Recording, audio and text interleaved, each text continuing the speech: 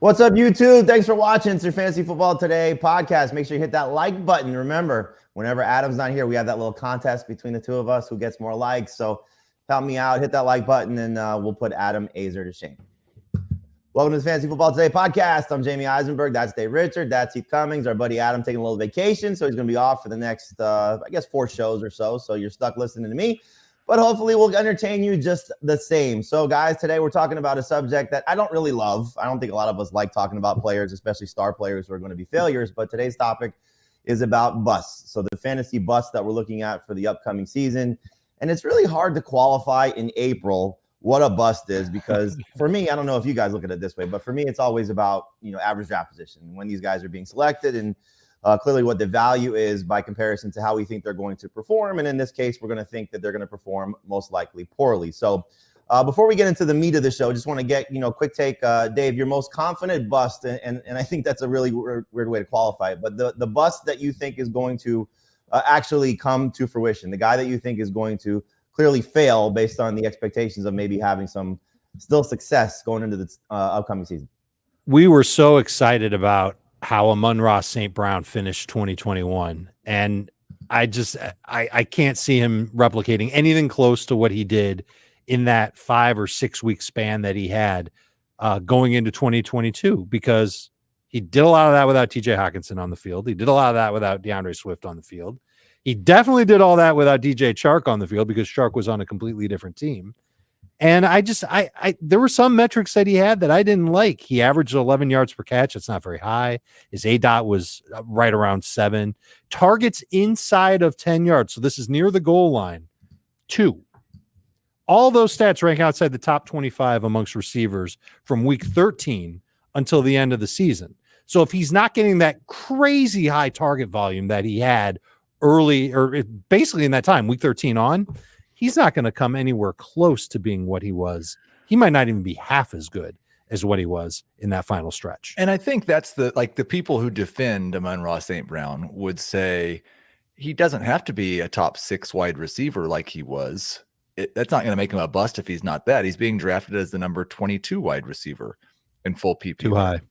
And I mostly agree. I've got him as a wide receiver 3, but I do think I like his chances a lot better of justifying ADP than repeating what he did over that 6 or 7 game sample. Yeah, right now, based on the NFC ADP, which is something you hear us reference a lot, it's a high stakes league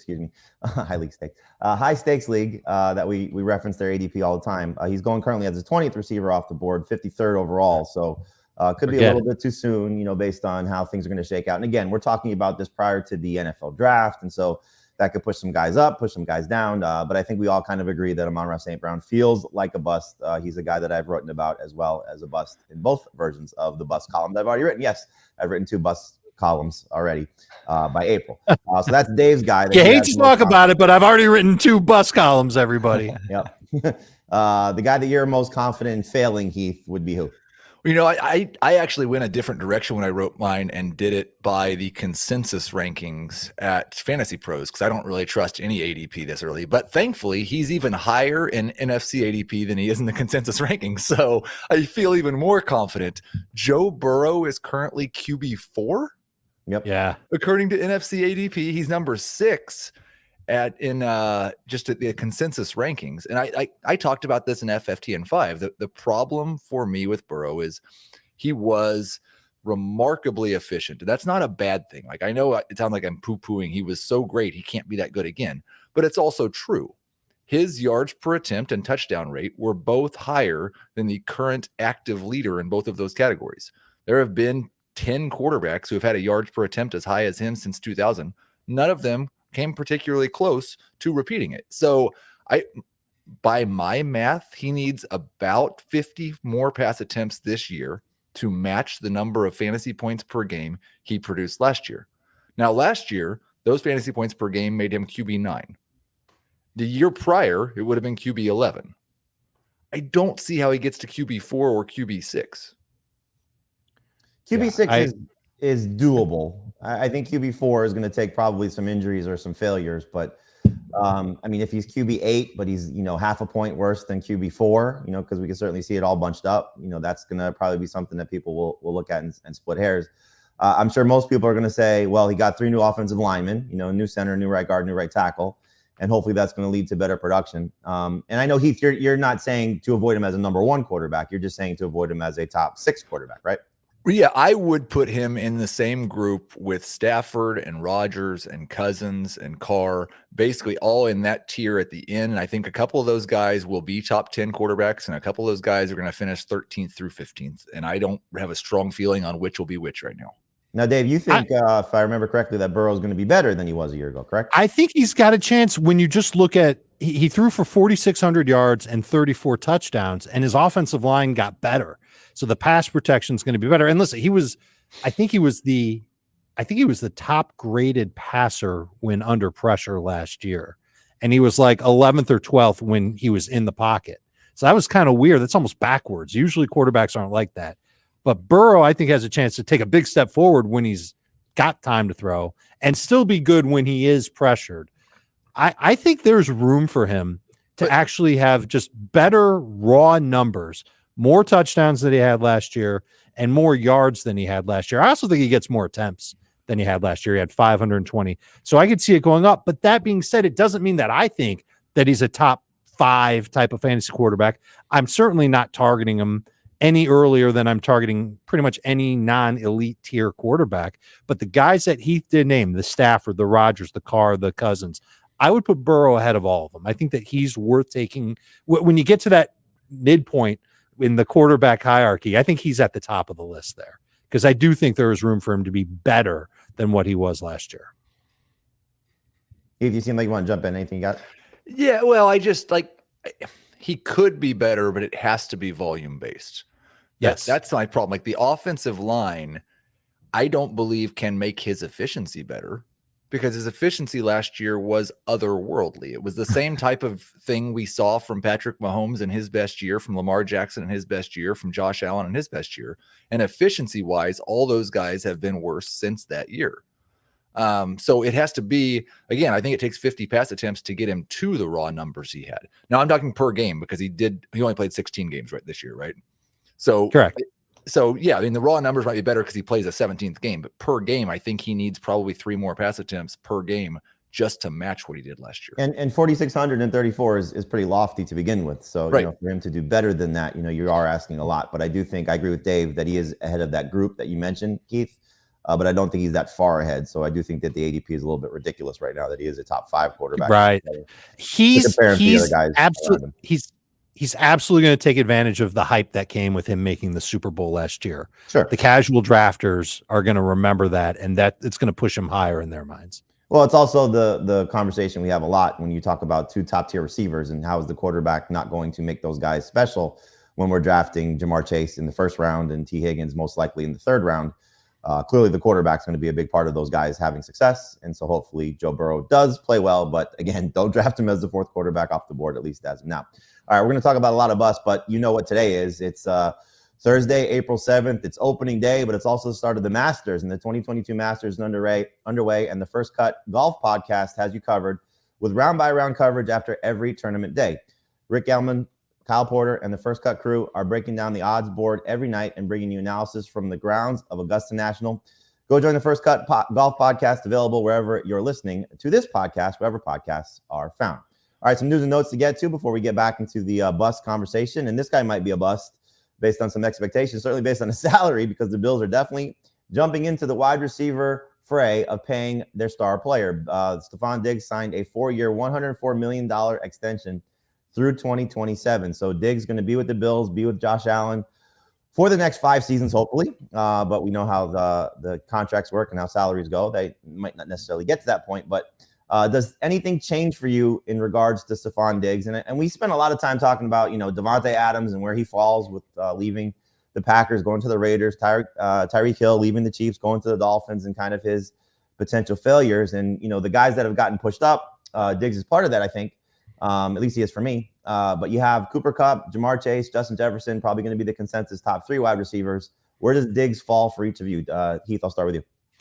He is right in that 6 or 7 range. I did move Tyreek Hill behind him. I did not move Devontae Adams behind him in full PPR. So I think there's a little bit of a bounce back coming for Diggs compared, like if you look at the last 2 years, it'd be somewhere in between those, but a good solid number one wide receiver. Agree 100%. I think that he was already top 10 in targets per game last year, finished 10th in PPR points per game. A little disappointing. I think we were expecting Diggs to be a little bit better than that. Can he get much better than that in 2022? We're expecting Gabriel Davis to take a step forward. We know the Bills' offense will change to some degree, some way, with Brian Dable gone, Ken Dorsey now calling the plays. Shout out Miami Hurricane. I think that he's still going to be the number one option. I think you're still going to see Josh Allen lean on him a bunch. You're going to draft him right around where Heath said, 5th or 6th off the wide receiver board, and he'll finish somewhere between 1st and 10th. Yeah, I think the plus, if it stands right now, the receiving core, losing Cole Beasley, losing Emmanuel Sanders, even if Gabriel Davis takes a step forward, I think this is a boost for Diggs, because I don't think Jameson Crowder comes in and necessarily steals a ton of targets. I think he's actually going to see maybe a few more targets go back in his direction, like we saw 2 years ago when he first joined Buffalo, and the rapport is there. And in comparing him to Adams and Hill, for me, it's the rapport. I know Adams and Derek Carr go back to their days at Fresno State, but he's the one that's staying with his quarterback. So I think all three of these guys are kind of in the same conversation with CeeDee Lamb and AJ Brown and Deebo Samuel, maybe Keenan Allen, healthy Chris Godwin. They're all going to be, I think, kind of bunched up at the receiver spot. But Diggs feels like he has at least one more year, hopefully a couple, but one more year. He's going to be 29 of still elite level production. So for me, he's 4th after that trio that I mentioned of Kupp, Jefferson, and Jamar Chase.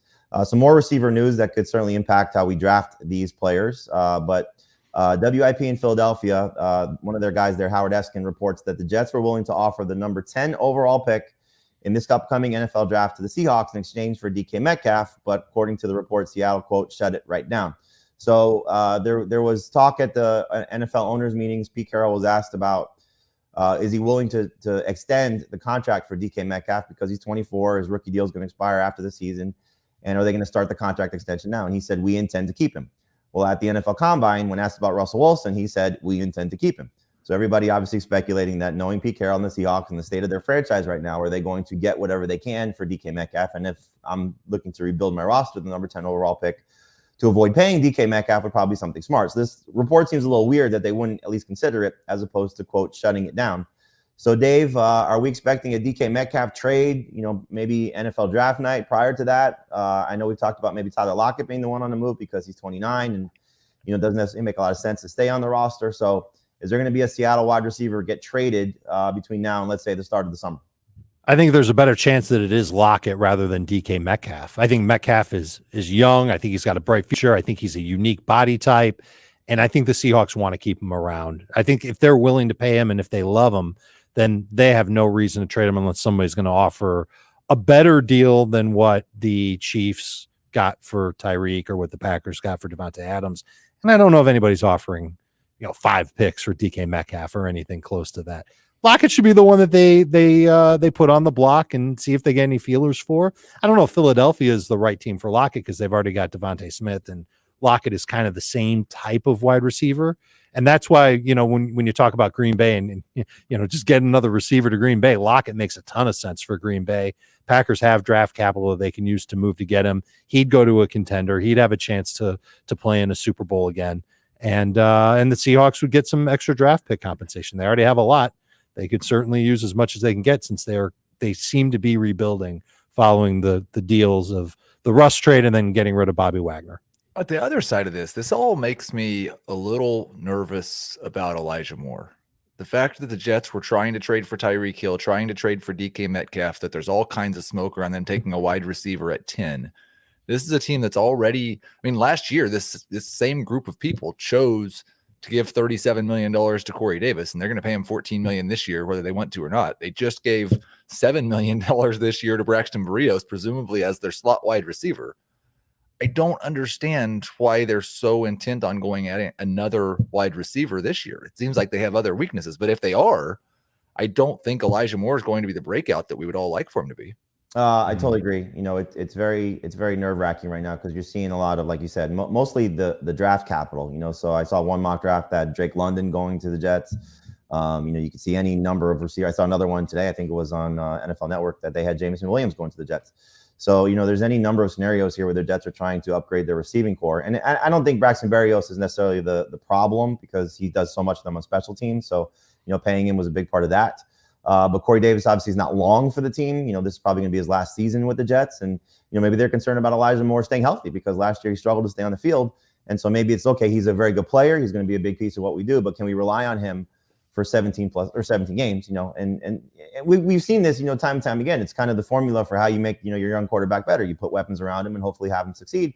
And they've tried to do that already with their offensive line. And so now it's a matter of what you do on the, the perimeter and making this guy better. They bring in 2 tight ends, and CJ Uzomah and Tyler Conklin. So they've tried to address that position. So I wouldn't be surprised if that's the route that they go, but I agree with you, Heath. It's depending on who they get, rookie may not be so much of a problem for Elijah Moore, but if they do go get a splashy type of player, maybe a Brandon Cooks, who's certainly been rumored, to be traded, or is it Tyler Lockett, or is it, maybe they do work out a deal to get DK Metcalf. So it's interesting there. I just want to, before we move on, Heath, in terms of startup dynasty leagues, knowing that DK Metcalf's status is a little shaky, not just because of his potential trade scenario, but also his quarterback situation. How are you approaching DK Metcalf from a future standpoint now for startup dynasty leagues? In my March update, which was after the Wilson trade, he was wide receiver 8, which is the lowest he's been in the last year, and maybe the lowest he's been since the start of his rookie year.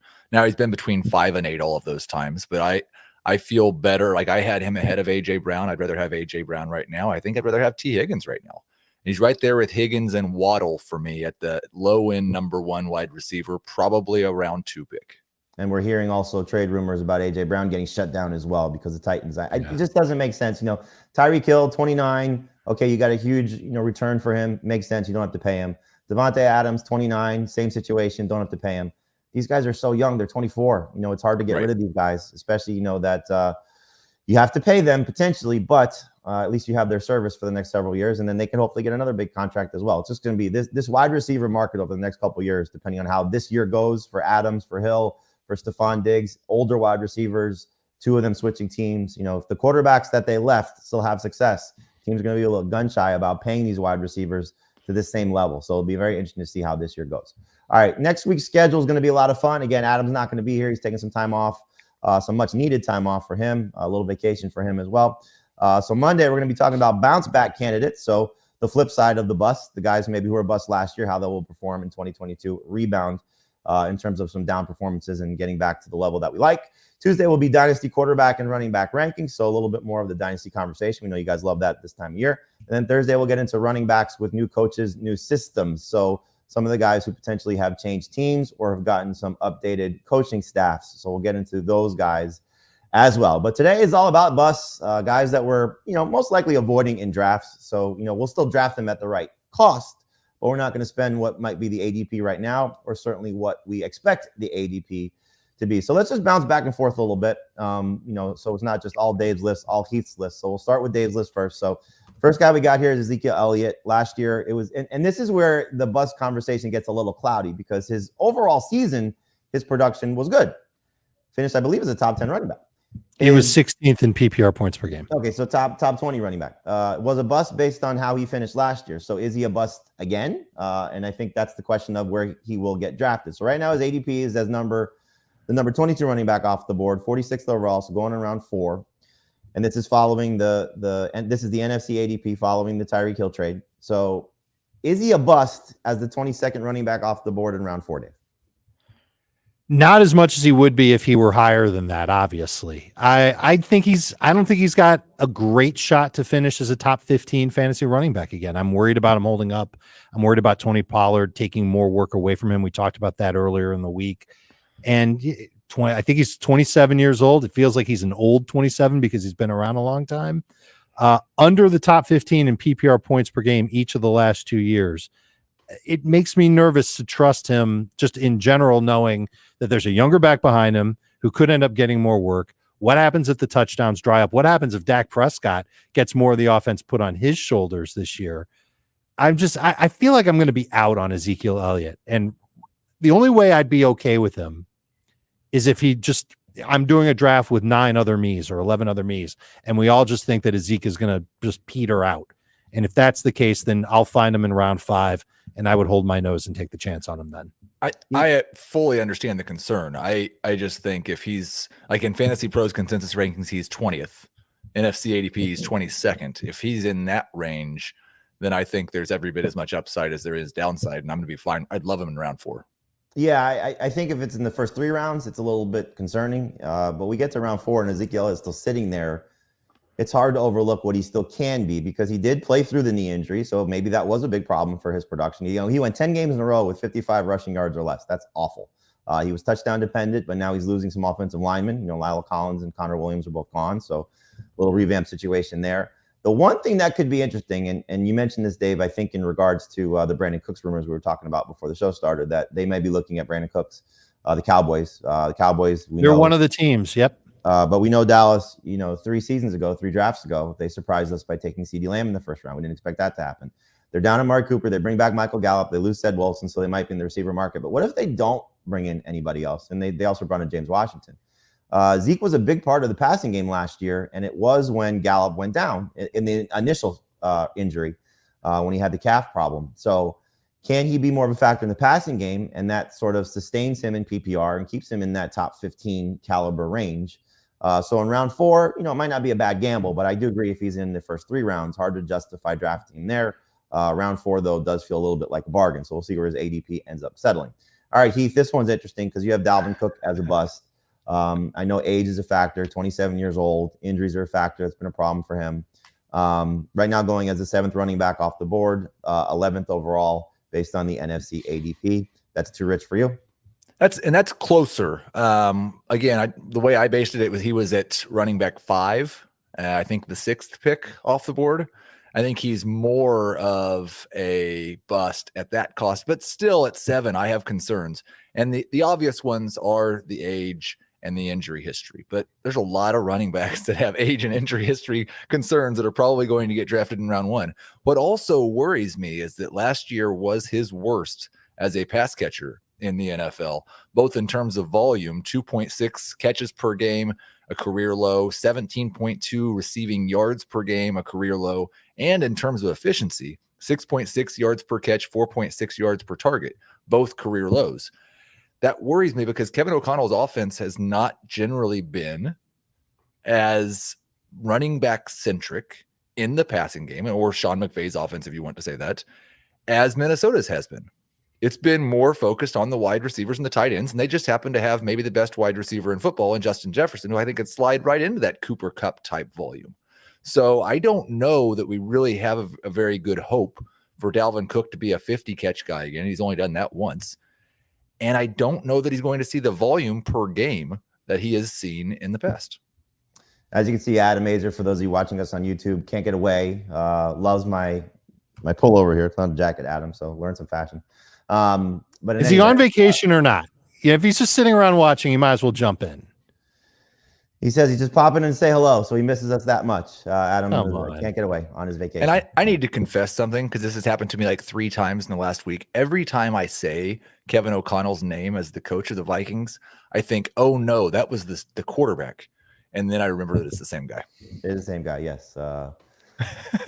Yes. Tom Brady's former backup. He's been in the league that long. Or been around that long. Tom Brady, yes. Dave, in terms of Dalvin Cook, so here's the guys that are going around him. You tell me if you like Dalvin Cook better or worse than these guys. So Joe Mixon, better or worse than Dalvin Cook?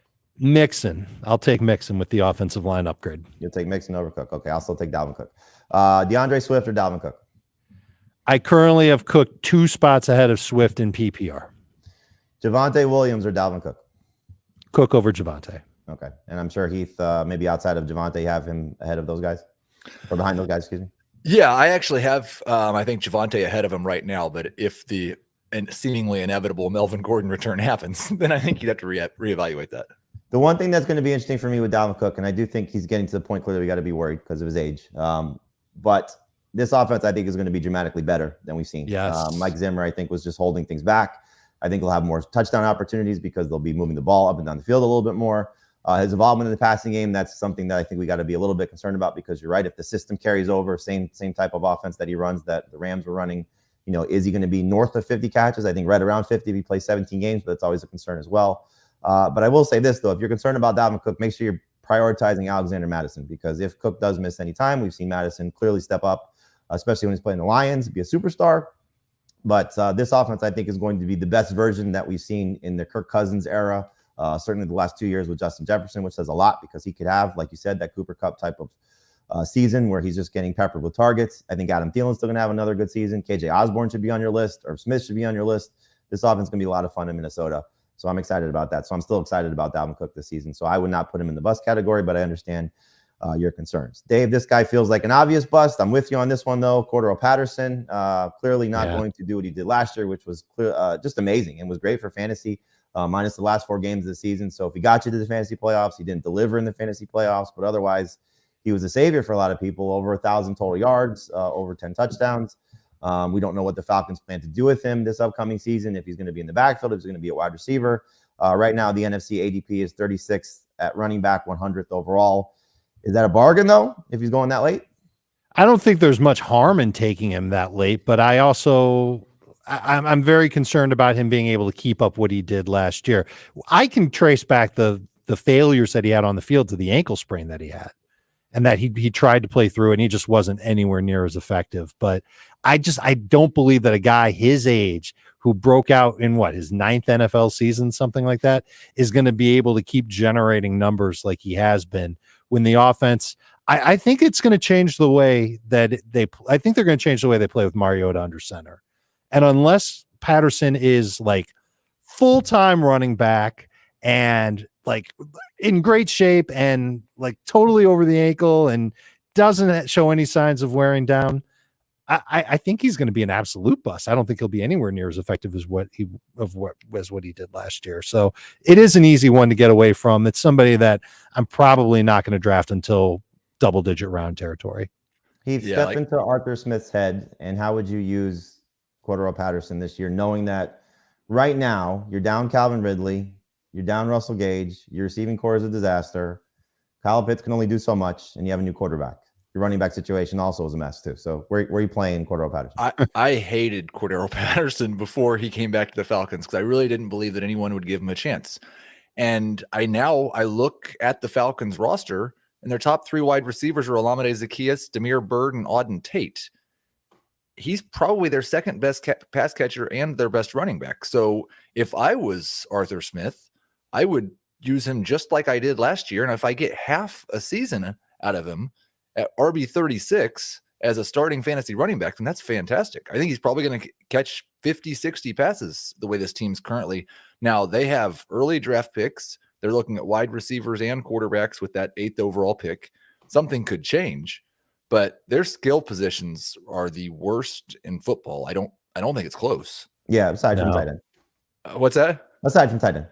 Yes, besides their tight end. Right. And so I think as things are structured right now, it's just absolutely, and I think that's a worthwhile thing. I don't think Cordarrelle Patterson's going to hang out on for 16 or 17 games as good as he was the first 10 last year.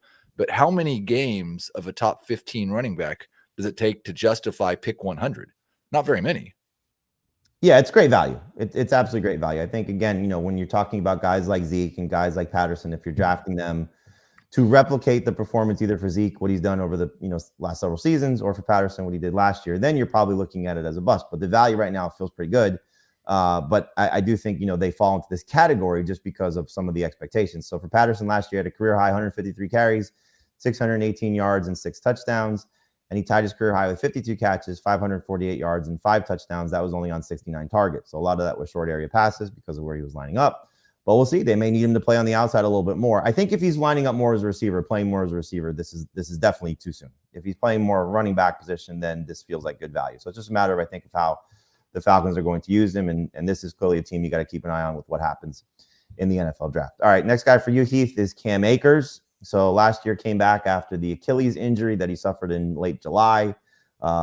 Miraculous to even see him on the field and the way that he was able to work for the Rams and helping them win the Super Bowl. But right now he's going based on the NFC ADP, 13th overall, 13th running back, 26th overall. So really early into the 3rd round. Is that still too soon for you? That's too soon for me. I mean, it was miraculous that he came back, and I'm hopeful that that's like the beginning of something. And we see James Robinson at training camp, and all of a sudden the Achilles is the ACL, and we don't have to worry about it as much. That's going to happen at some point in the future. Hopefully, it's now. But I am just concerned that we've not yet seen Cam Akers be Cam Akers, and really in 2 seasons we've seen 6 games of the Cam Akers that would justify a round 2 or type pick, and that guy was worth a round 1 pick. I'm a little worried that Henderson will have a bigger role in the passing game than he will, and I'm a little worried that the Rams chop things up just a little bit more because of the injuries that he's gone through. But they didn't do that at the end of last year until they got to the Super Bowl, because I think he was so ineffective coming off of that Achilles. I got to see it to believe it, man. I got to see him look good, look explosive, and play a lot better than what we saw in the playoffs. He had a run of 0 or negative yards in 29.9% of his carries. So nearly a third of his carries went nowhere, literally. That's a problem. I got to see it. I got to see footage from training camp. I'd love to see a preseason game. I'm pretty sure I'm not, because the Rams are one of those teams that scoff at preseason games and they'll just play their backups. I think you'll see Cam Akers go high in drafts on the thought of, all right, the Rams are going to be one of those teams that leans on one running back. That's their history. I don't know if they're gonna, because of what he said. They didn't do it toward the end of the year because Cam Akers was so ineffective. I also wouldn't be surprised if they added a running back with a draft pick. They still have some draft picks. They just don't have high draft picks. And so they could add somebody that they believe fits their scheme, and that player could come in and compete for playing time. And they still have Darrell Henderson on top of that. So I don't think Cam Akers is going to be the guy that leads this team by a large margin in carries, or maybe even any major running back metric, Heath. I think that we're absolutely looking at a very, very difficult time ahead for Cam Akers. So I agree with you. I think he's a humongous bust. What I would want to know is what happens to Robert Woods. And Robert Woods now going to Tennessee, and he's a bust for me. I think you could see Robert Woods really struggle. And I'm going to tell you about that right after this ad break. Go to it. All right, we're back. Fantasy Football Today on YouTube and in your ears. Heath Cummings, Dave Richard with you. Jamie Eisenberg will join us shortly. Robert Woods is a bust for me, Heath. And I think he's kind of an obvious one. Got hurt last year, tore the ACL, really wasn't amazing before he tore the ACL. And now he's going from a team that was very pass heavy with a great quarterback where he had a significant role, to Tennessee, which is typically one of the teams in the league that is like 50-50 pass run. Ryan Tannehill at quarterback, and he's decidedly the number 2 wide receiver there. I can't get excited about drafting Robert Woods. Can you talk me out of it, or are you with me on this one? Is he a double-digit round pick? I think it's obvious from what we've seen in the first 3 busts that you did a better job of choosing busts than I did, because you chose players that the industry and the consensus ADP have already declared busts. Robert Woods has an ADP of 117th overall. That's the end of the 10th round. You can't actually be a bust in the 10th round, I don't think. Unless he literally does nothing. Where you draft him and he just absolutely, like, he plays, right, but he gets 4 targets per game. And you keep him on your bench for a few more weeks, and you go, this guy it's over for him, and you cut him, and you waste the pick. And it's still a double-digit round pick. And that's possible. I think I have him ranked very, very close to this. I think I've got him wide receiver 46 or 47. I think the ADP is just about spot on. If he falls past this, I'm probably drafting him. If he goes earlier than this, I'm probably not. I don't know what to expect from Woods coming off this. I worry about injuries a little bit more for a player his age. But like, I do think there's a little bit of upside in that the guy he's there with, AJ Brown, has had very little success at staying healthy. And if there's a stretch, first off, if Woods is back to his old self and there's a stretch without Brown, he could be a fantasy contributor. But I think this is about right. Wide receiver 4, round 10. I like it. Yeah, I'd rather wait till after round 10. I'm sure someone will see the name and remember the game, and they will take him before the double-digit rounds. And I'll be happy that they do, because I don't think he will return that kind of value going to a new team, coming off a torn ACL, unlikely to get maybe even 800 yards this year. I hate to say it, but that's where we're at with Robert Woods being on the Tennessee Titans. Heath, you did play the bus game the right way, because you basically said that I'm Mr. Obvious with my bus, and maybe I am a little bit, right? St. Brown and then Zeke and Cordarrelle Patterson and Robert Woods. Okay, fine. I don't mind. It's April. It's early April. We got time to be bold later on. But you don't think like that. You're going bold now, and you're doing it with Deebo Samuel. You put Deebo on the bust list. Last year, he was amazing for fantasy. This year, he's going off the board in NFC drafts, 14th overall, wide receiver 5. And you say it's too soon. Yeah, I guess like I've got the 11th pick, the 14th pick, the 22nd pick, and the number 4 quarterback as my busts. In other words, the consensus does not agree with me at all. Complete opposite direction. And I don't know if that's a good thing, but it's a little bit the Joe Burrow thing. Like he averaged 18.2 yards per catch and scored 8 touchdowns on like 50 carries. He's not going to repeat that efficiency. I feel highly confident in that. I also think with that role, he is a bigger injury risk than almost any of the other wide receivers that are under 30. And I think the play of Trey Lance at quarterback is a very big risk factor for his receiving profile. I would still draft Deebo as a borderline number 1, somewhere around that wide receiver 12, 13-ish range. And I'd still take him probably end of round 3, but he's not getting there. I mean, he's the 14th pick overall right now. It's closer to the first round than he is to the third. Crazy to see a wide receiver average less than 5 catches per game and still finish top 3 in PPR points per game. And the reason for it was because of what Deebo Samuel did as a rusher. 59 attempts, 365 yards, 8 touchdowns. He had 6 touchdown catches and 8 rushing touchdowns last year. It's crazy. And I have a hard time, I agree with you, I have a hard time believing that he can get that type of work and that type of hyper efficiency running the football when you've got a running quarterback taking over and you've got a pretty consistent run game. I know we can't pin it to one guy in that backfield, but through the years, San Francisco's done a pretty good job of running the football. It would have to take a transition of Deebo becoming like way more of a running back than a wide receiver for him to fulfill this type of upside to go as the top 5 receiver in fantasy drafts. He was 24th in targets per game last year. Just crazy year. It's easy to bank against him. I completely agree. Deebo Samuel's a bust. I want to keep going with my totally off the radar bust picks and go to the Las Vegas Raiders, where Hunter Renfrow is the 30th receiver off the board and Darren Waller is the 5th tight end off the board.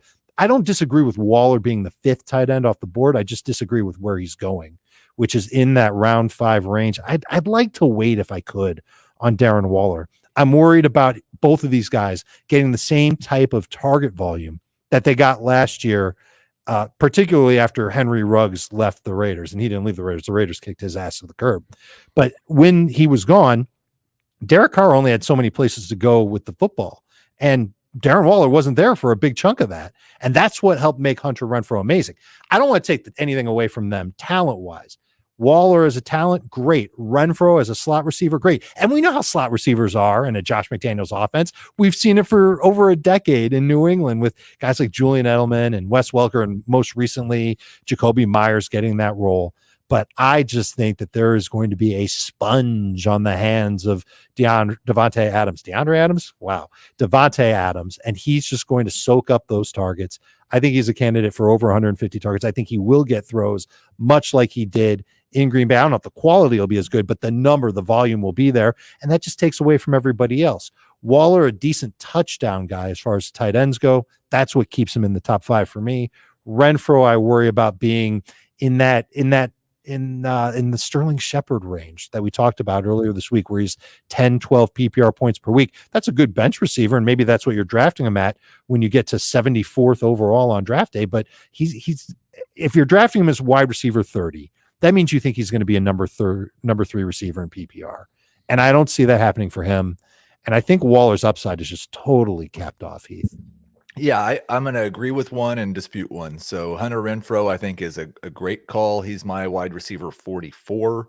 I actually have Sterling Shepard ahead of him, and I wouldn't take him until the 8-9 turn. So 100% agree with Hunter Renfrow. But I think like part of the reason why is because I disagree with you on Darren Waller. I think there is enough room for Davante Adams and Darren Waller to coexist and both be elite. Darren Waller in round 5, I absolutely love. I prefer Waller to Kyle Pitts now that Pitts has Mariota.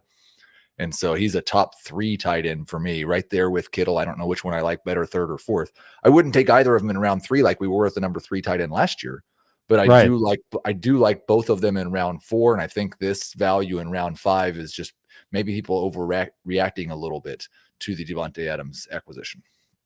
And so you think that that could prove to be a really good value for Waller. What did you project for him in terms of targets, catches, and yards? Let's see. 119. Please bring that up.